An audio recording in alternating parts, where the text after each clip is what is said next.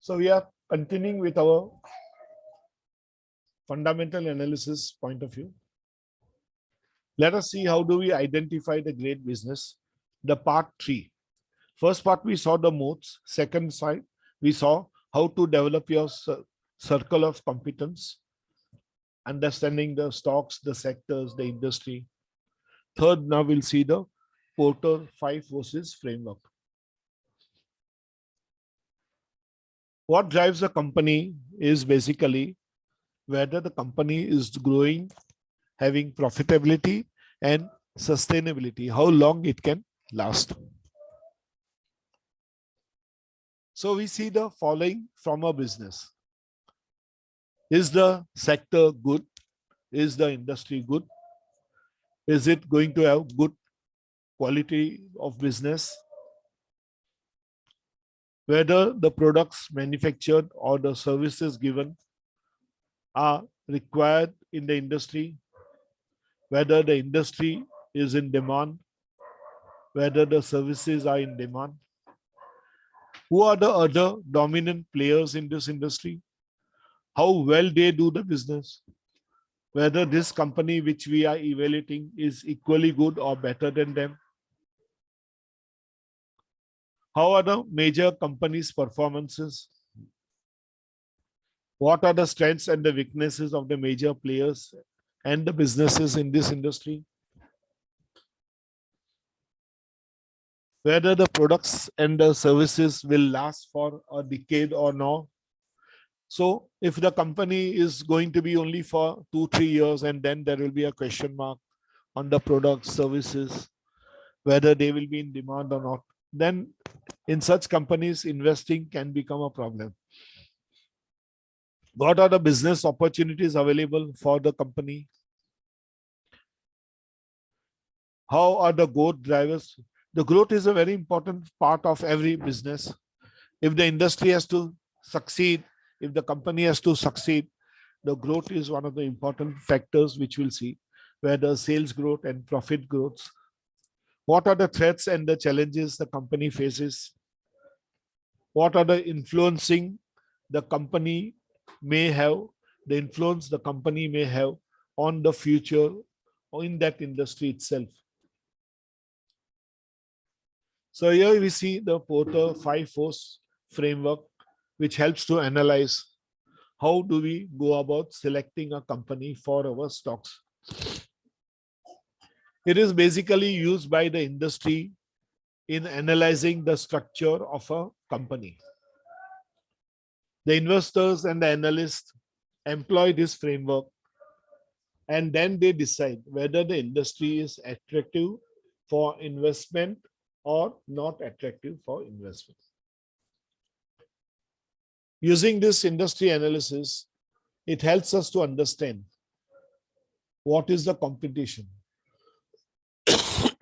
what are the causes of profitability, how well the company can perform, how long it can last. So this collective strength of the 5 forces will make us understand the potential for investment in a particular company. It will help us understand how intense the competition is there and what are the profitable levels for this company. It defines the industry structure and the level of competition within that industry. The stronger the competition, the better the company will be. Okay. So if a particular company is having competition and still doing well, it means it is doing very well. But if a company is facing competition and day by day the profitability is going down, it is able to retain the market share partly or losing partly and finding it very tough, then some scenarios will come up in the future where you may find the company will lose the market share also. So these are the 5 forces of Michael Porter. The first and the most important thing is, do we have a threat of entry? Then bargaining power of the suppliers, bargaining power of the buyers, the threat of the substitutes, and then finally the rivalry position of that company vis-a-vis the industry. So let us see the first threat of new entrants.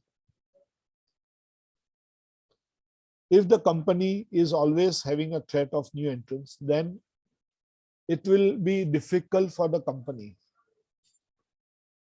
So first we should see how easy it is for any other company to enter this business, or how difficult it can be for any other company to enter a business.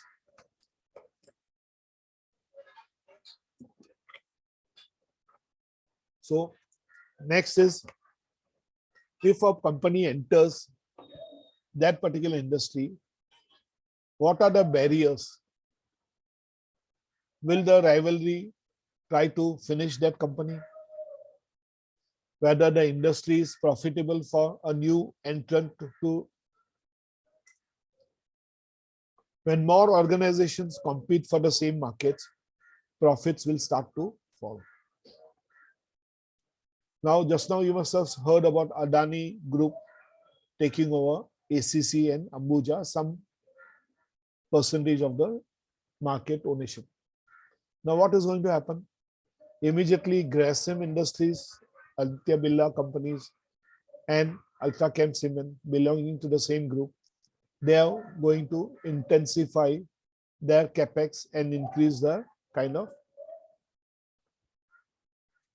production in the cement sector.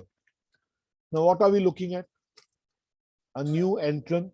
Company was already existing, but now Mr. Adani is coming, and Adani has a very name for creating competition.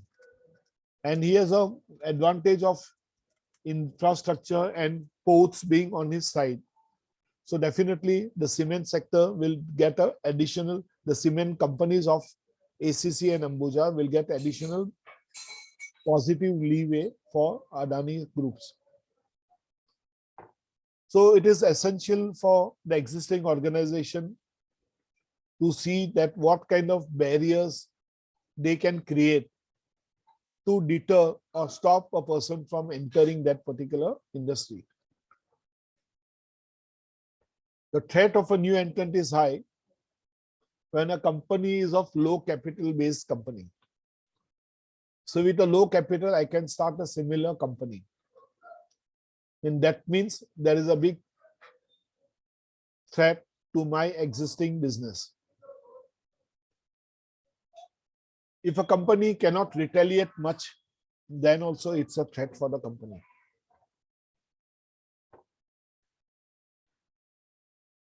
The existing firms do not possess any patents or trademarks, nor they have any major brand reputation. In such kind of scenario, the new company, if it is better placed, if it has better quality products, immediately it will take over the existing ones. And slowly and steadily, a new brand reputation will be created, and the existing companies will lose their market share. Then there are no government regulations. What you can see that if I look at this, I can easily see that the low-end IT-based companies are a similar kind of problem. The food-based companies are also having similar problem. Many QSR-based companies in various regions having similar problems. Because there is no threat at all to a new entrant. Easily one can start this kind of business and they can become a challenge to you. Similarly, a customer switching cost, which we saw as one of the moat, can be easily possible. I may not go for Swiggy tomorrow. I can go for Zomato. If that is not, I can go for Boxite. If that is not available, something else, some low-end company in my own country, in my own region, in my own city, in my own. So customer loyalty is very, very low in such scenarios. Such scenarios, customer loyalty is and the products are very much identical, and we cannot differentiate. Take the pizza company. So many major brands are there, but there are many companies local which have a high quality. Thank you. So products are nearly identical. Customer loyalty is low. So you find this threat is very pervasive in the low-end IT companies, in our education industry also. I was reading an article, and one of the things which mentioned that Byju's and all, they thought of disrupting the education market by bringing in online classes. They started pushing the online, but the result is they are now shifting to offline, and they are going to go do some kind of disruptions. But in there also, if they can give a product, and if we can give individually a better product because of our touch with the people, local people, then even though the products may be identical, but the brand loyalty, the people understanding you, knowing you for years, will always count. Where is Chate classes? Once upon a time, a big empire. Mahesh has gone down.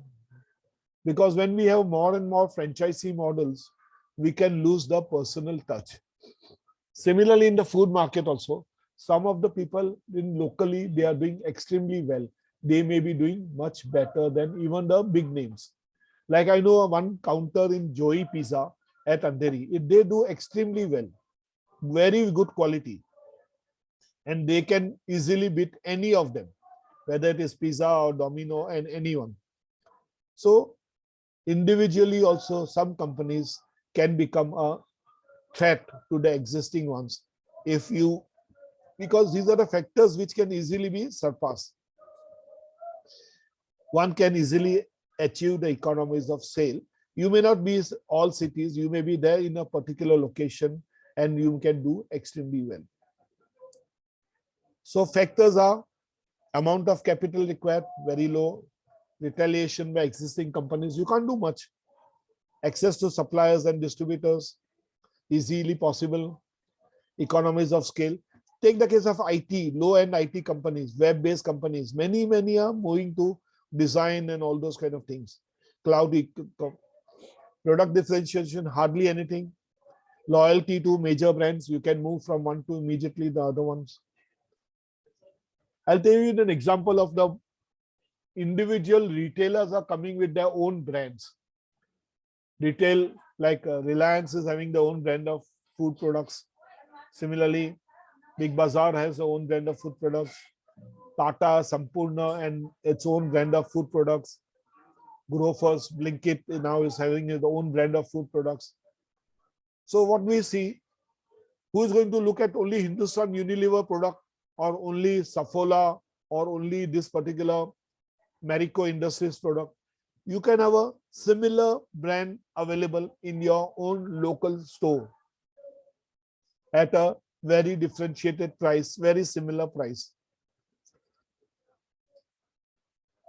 Legal barriers may be there if there is some copyrights infringement or something. Government's restrictions, hardly much. Resources, currently there are problems, but otherwise it is okay. Fixed cost is not much. The new company can easily start in a small way, and then immediately people can switch. Switching costs may not be very high in small products. Brand reputation, nobody would go for a brand reputation in food and all. Today, practically all packaged products are similar in nature. I'm taking an example of an IT industry first threat. Cloud-based models, online business, switching from your business to the cloud, everyone is doing. Whether it is a service as a software as a service, or infrastructure as a service, or platform as a service. All the three models are available. The difference is reducing. Cost advantages are reducing. More and more people are moving in this kind of environment. Okay. Those who are good with the background of IT and all, and they can easily move, it is possible. But there are clients, existing clients. The existing clients will try to see that they can go with their own company people, their own vendors who are supporting. Technology expertise is not much of a barrier today. Technology is either in-house available or it can be acquired also. Economies of scales are existing already. Many big, large companies give the same kind of operations and economies which other small ones, mid cap and small caps also giving. Many big companies have a bundle kind of package kind of application. So they can give A, B, C, D, everything else. Whereas smaller companies may not be able to give everything. Software products, product obsolescence rate is quite high. So in every 4-5 years, there is some changes which are going to happen in your system. IP is one of the most important thing. You may develop your own IP and you try to cross-sell across your various products. IP roadmap for a new player becomes difficult because for him to develop the IP is so many a times they acquire the IP, they acquire. So for a newcomer, this becomes a little tough for creating an IP. It takes time to develop your own intellectual property. Large companies, they can easily sell at a cheaper price and they can overcome the threat of a smaller company. But small companies, they find it difficult. Many new small IT companies, mid-cap companies have come up. They have come up with a similar kind of cloud-based solutions. Some of them are surviving and some of them are finding it difficult to continue. Like just now we are seeing Subex and Nucleus are having some problems. Let us see the next one. Okay, the bargaining power. The suppliers' bargaining power. So the suppliers are selling their raw material or semi-finished products to the company. Therefore, they can affect the buying power because if the suppliers are not able to supply at the same price, then the company can have a problem. So when does a supplier have a stronger bargaining power? There are few suppliers, less substitutes. Switching to another competitive product is not very easily possible because it becomes costly. Product is extremely important to the buyers. They can't do without it.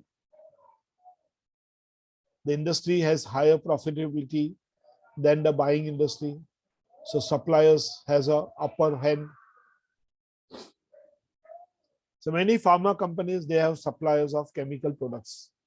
Similarly, many auto companies, the end auto companies, they have suppliers in the form of various parts assemblies. Okay.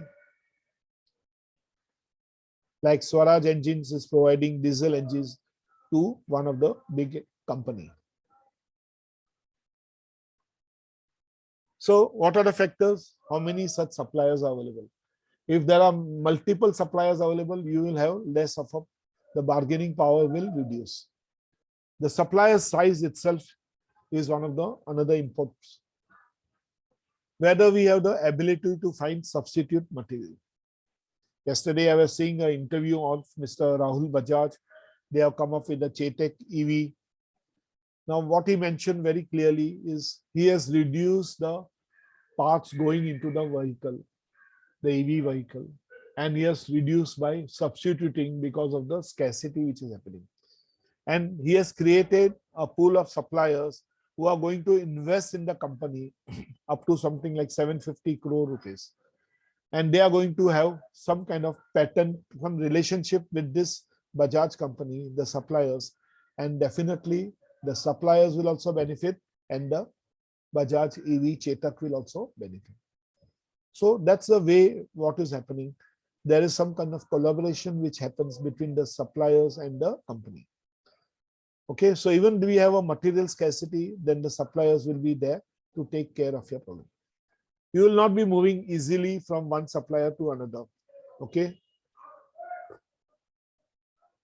So once you define this kind of relationship, cost of switching is not so easy. Integration is becoming a problem. Forward integration can help us if we have the suppliers is depending on the company, and the company is going forward and having a good product customer base. Like in the IT services example, suppliers are nothing but those who are the backend supplying the people with the skills, the effort levels, and the time available for the various projects. The supplies are currently having a problem. Currently, we are seeing that there is a very, very hard kind of bargaining power of the people. They are looking for better gains. Okay, attrition levels are increasing.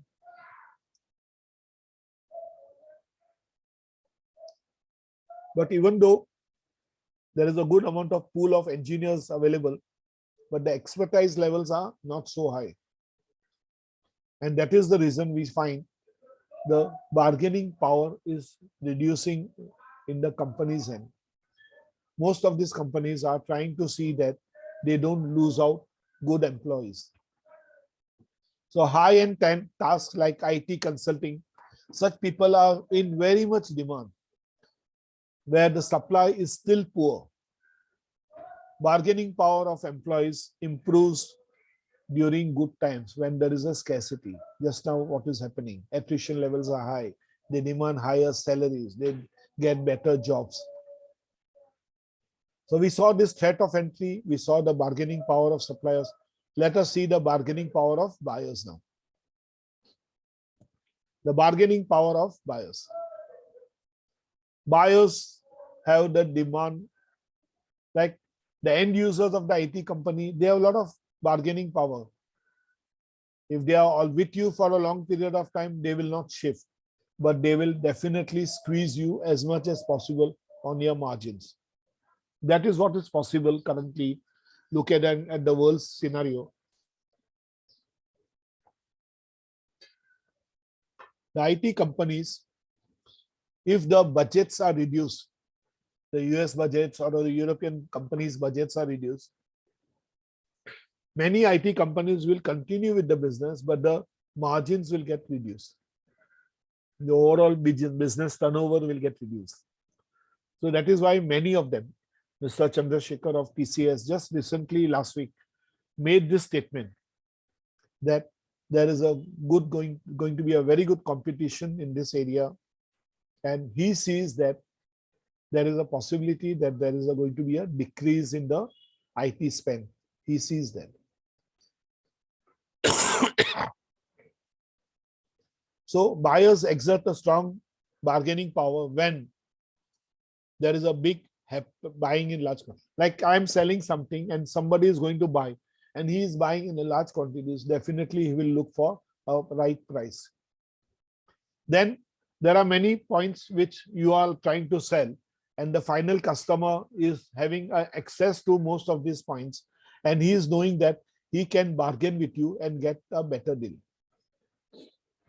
The buyers have the bargaining power when there are few existing people.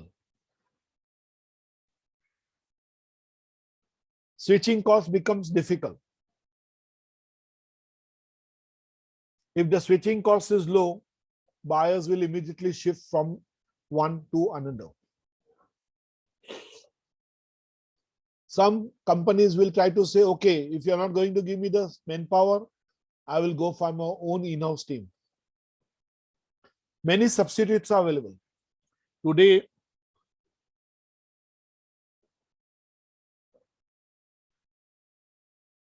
there are many suppliers of people to the IT companies, and there are companies which have a big buffer stock of peoples available for any kind of projects. like TCS and all, they have a good number of backup teams. Buyers are price sensitive. They will look at the right price before they take the people from you or the products from you. So number of buyers, that is one thing. Size of the buyers, that is second thing. Order place is an important thing. If you are getting a bigger order, you will go for a smaller price also. Switching suppliers is another problem which we face. Many companies, they face this problem because once a particular company was our customer, today they immediately are switching to somebody else because they are getting a better price or a better product or a substitute product. Now recently Palmolive oil, we had problems. So many companies must be looking for a different supplier or somebody who can give the same product at a lesser price or competitive price. So price sensitivity is very high. Backward integration can always be possible. So the buyer said, okay, if you cannot give me at this price, I will take it today from you. But in the future, I will look at integrating my backward requirements. I will have a supplier who will be definitely giving me at a better price. So in the IT industry, the bargaining power, a buyer is nothing but somebody who is providing some kind of service or a product. So you are in the banking industry or a finance industry or an auto industry, healthcare, pharma, everywhere, many companies are having their own IT setups. They're having their own IT setups so that they have some kind of a bargaining power. Like we have the ITC Infotech, LTTS, Godrej Infotech. We had 3i Infotech earlier. It's still there. Cost of switching is a problem with many of the IT companies. So companies don't rely heavily on one vendor. They may have one or two vendors at a time doing some different projects. Many of the companies, MNC basically, they have a large setup and they have long-term contracts with big ones, big 5-6 service providers like TCS, Infosys, HCL Tech, etc. Even Mindtree, L2IA. They have medium bargaining power when they are dealing with large IT companies. The bargaining power will increase when they are dealing with the small IT companies. So we saw this one. Now we are seeing the threat of substitutes. Similar products. Supposing coffee is problem, people may switch over to tea or something like that. Palmolive is not available. The product will be something different. So substitute products can be available. That can become a problem for your existing product supply.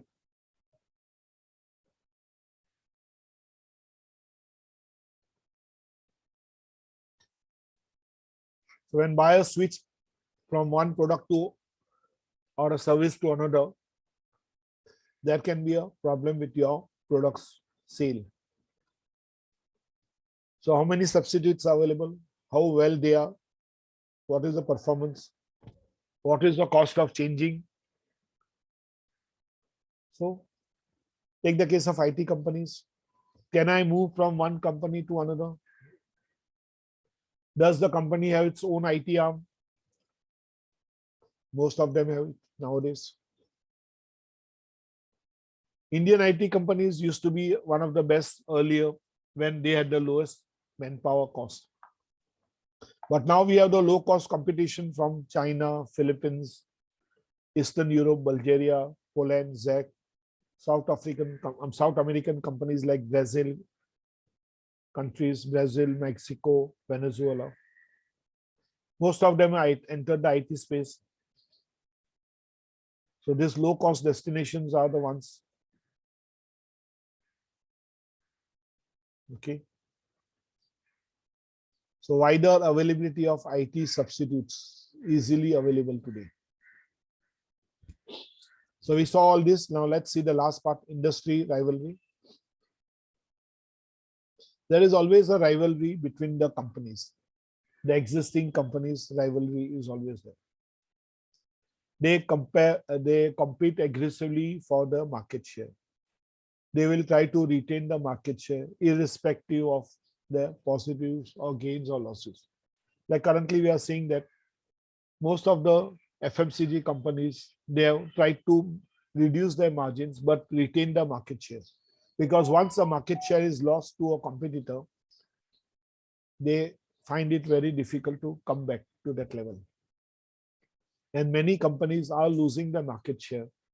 Like just now, we must be seeing Adani Wilmar moving up because it is actually attacking all the big players like Marico, Hindustan Unilever, and all the other oil companies. And they are finding it very tough. So this highly competitive nature, low returns, cost of competition is high. All these are the factors. And there are many competitors now.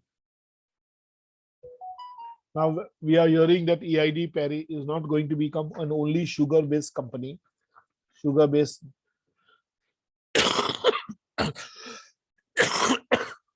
IT company, sugar-based FMCG company, but it is trying to move into other companies, other areas also. So in all this scenario, the cost is going to be a problem. We cannot easily leave that industry. The growth of the industry, the rate of the industry, how fast it is growing, the product differentiation in the industry, the competitor size, the loyalty factor is very important. But today, everywhere you see, there is a very thin line and you can easily move from one product to another. Horizontal integration is happening. Not only in the vertical line of distribution, but horizontally also many products are getting into.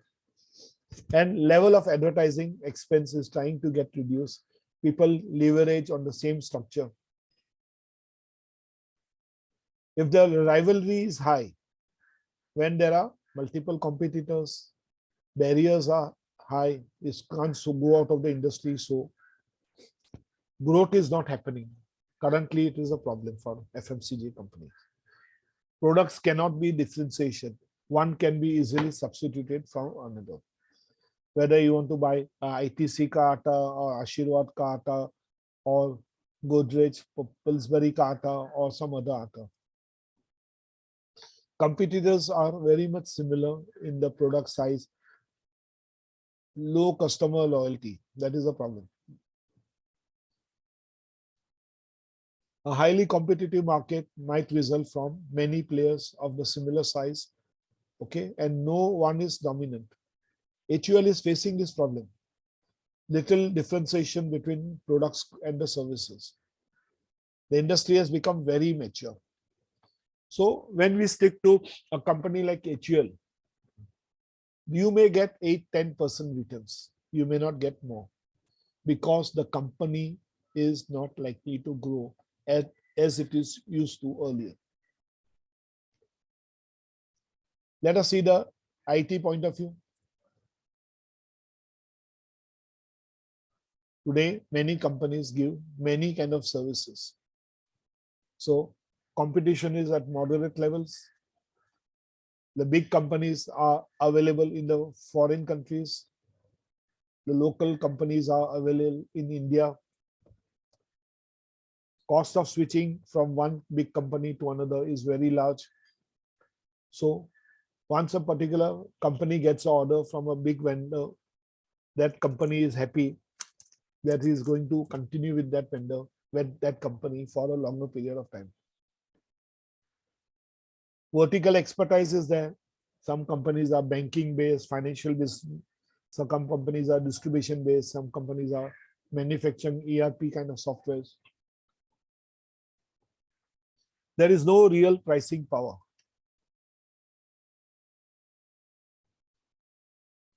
The billing rates will vary from the relationship between that company and the IT company, the buyer and the IT company. Now, it is becoming a more of a commodity business.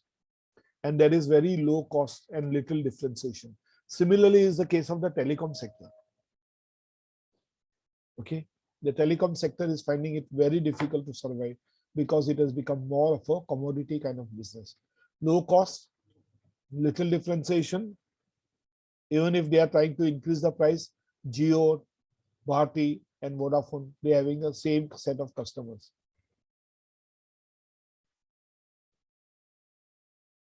So when an aggressive company like IBM, Accenture, and all, they try to enter the Indian markets or a particular market, they will bring down the overall industry margins.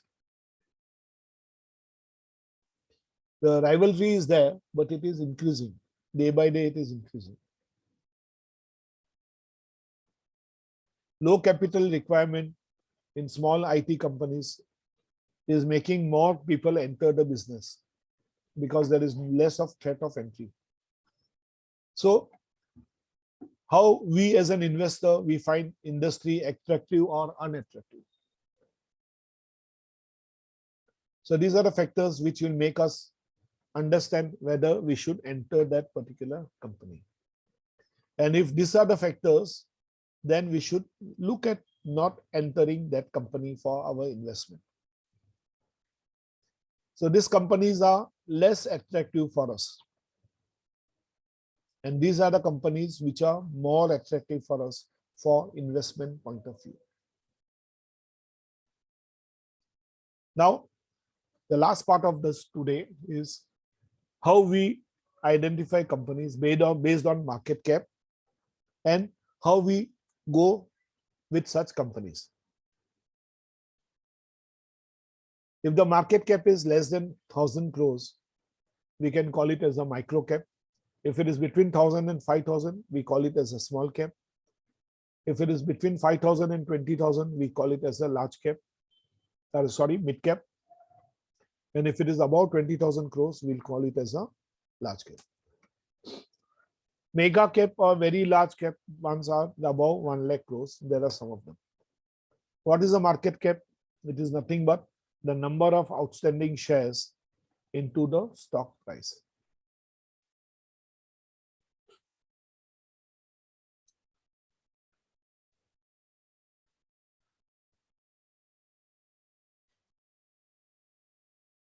So let's see the screener.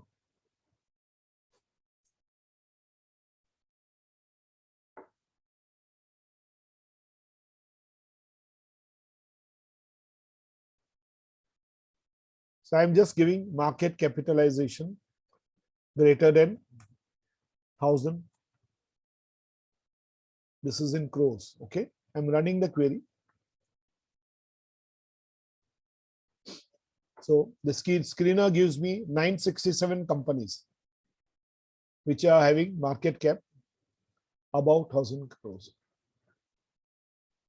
So I want to see, say we'll start with the micro cap, less than 1,000 crores.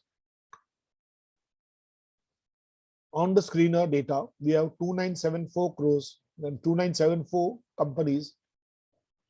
That is near about 3,000 companies which are having less than 1,000 crores.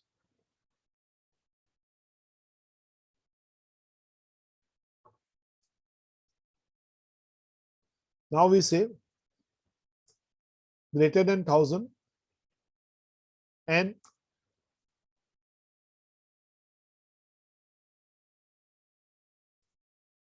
between 1,000 and 5,000.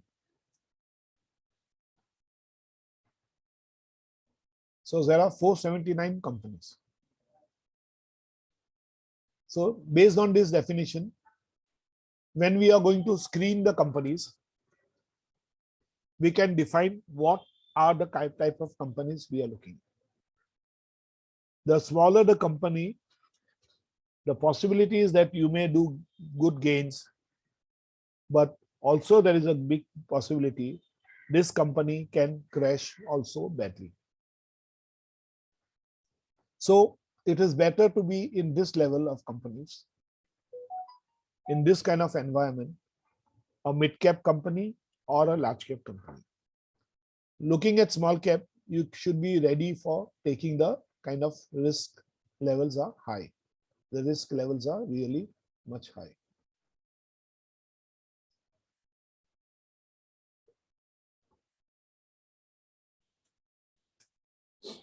So let's see the large cap companies. Market cap about 20,000 crores.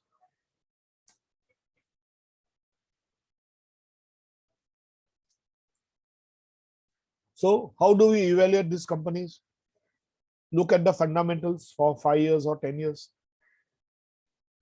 See the current quarter and the previous quarter, previous 2-3 quarters. If you see, it is better in this scenario.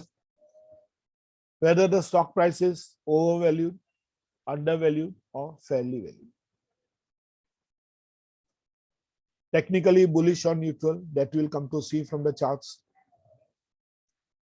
Look at future sustainability, whether the company can last for the next 5 years.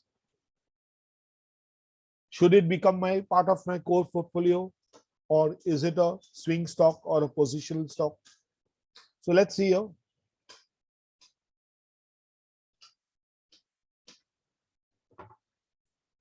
So I'm making it 20,000 crores.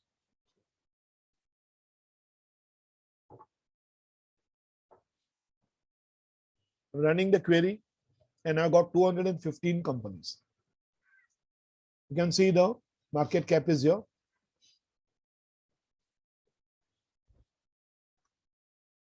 Now, when I'm seeing these companies,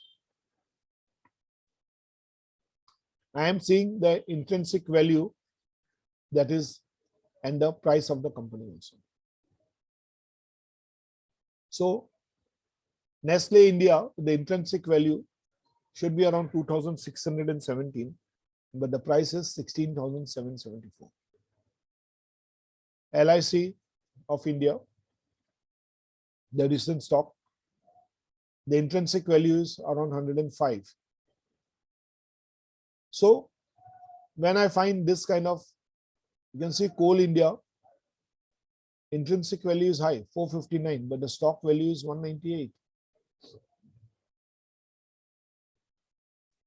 So this is one factor. Operating margin is going to be another factor. We'll see the ratios as we go ahead further.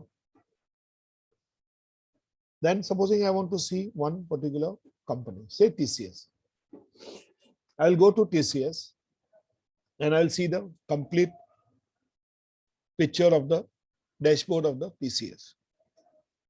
Current price is this. The high and the low for the year was this. This can be edited and I have kept as per my requirement. The stock P is 32 times. So any 1 rupee earning, I am going to invest 32 rupees in the company. The book value is 244 and the PB is 13.8, very high. The return on assets is 28.4, which is very good. Earnings per share is 105, very good. Industry P is 26 and the stock P is 32, slightly expensive. Price to free cash flow is good. Petrosky score, maximum can be 9. So this is 7, very good. So I can look at all these kind of ratios, which tells me immediately about how the company is performing. Now you can see the PE. This is the median line. The median line PE is around 26.1 industry point of view. And we are having something like 30. So the median of TCS is around 26.1.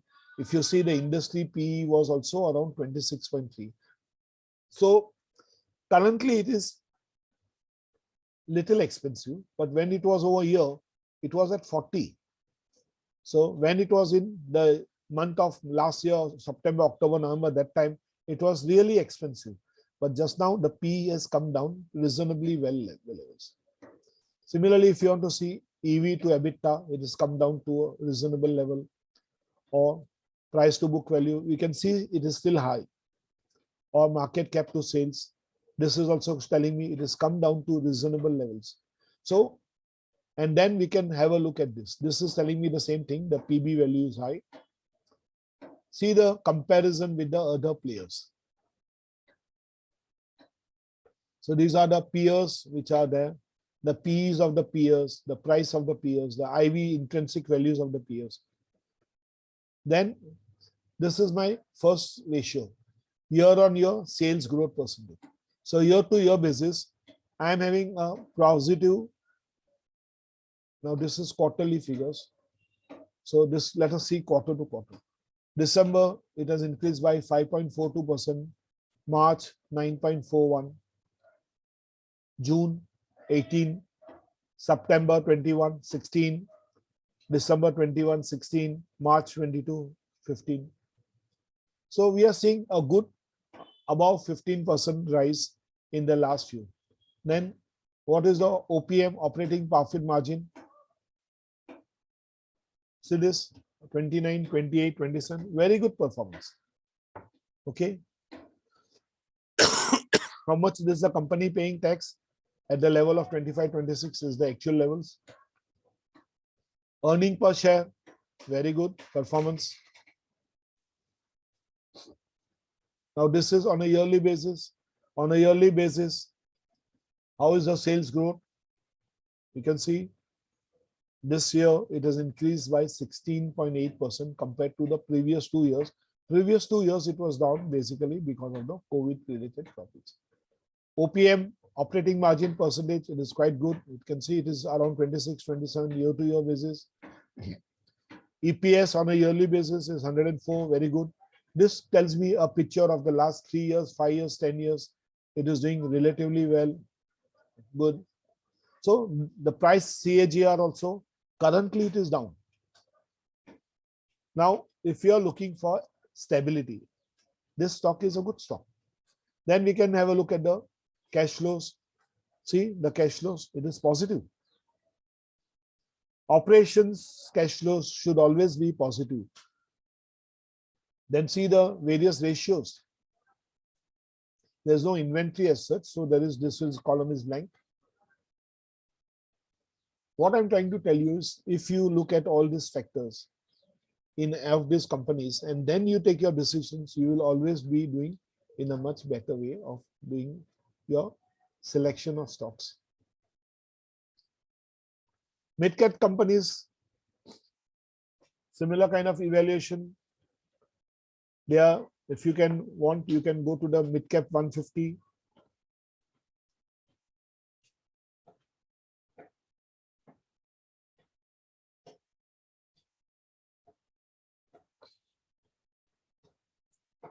Some of the mid caps you will have data less than 3 years or 4 years with the new ones.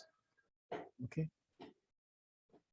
But in mid cap, you have to look at the future sustainability in a big way.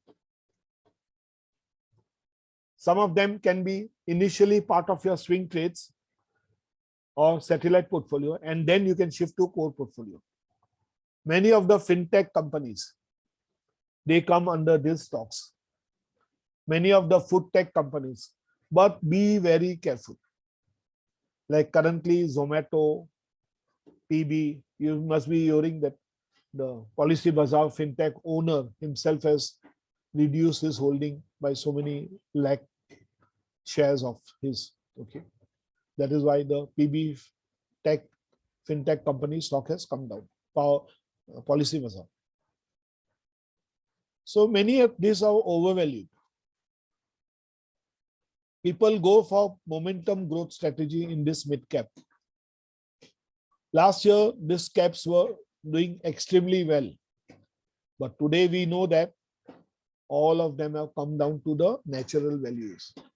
The Nasdaq itself has come down. Netflix itself has come down. Facebook itself has come down. So definitely FL India will come down. India Mart will come down. All this big stock, Naukri, InfoEdge, etc., Mindtree, L2IA, they have come down to the near about fair valuations. Small caps are a little more dangerous. I would say at this position, don't go by price of a stock. Go by the fundamentals, valuation, quarter performance, and then think of buying that stock. Most of these fellows are operator driven. Look at the future sustainability of these stocks. Start with few numbers in your swing portfolio and let us see if they do well, then we can go further. Many startups and many small companies fail to go beyond the 3 to 5 years. IPO application should be very selective. I, for one, don't do much. Even for LIC, I did not apply. And I told everyone not to apply because I was sure it will go to 800 levels. But my only problem was I was not sure how fast it can happen because the market is not in a good scenario. And now the market is actually taking a beating on this kind of insurance companies. It is not that the company is bad. Fundamentally, they are good. But at current scenarios, they can be considered as overvalued.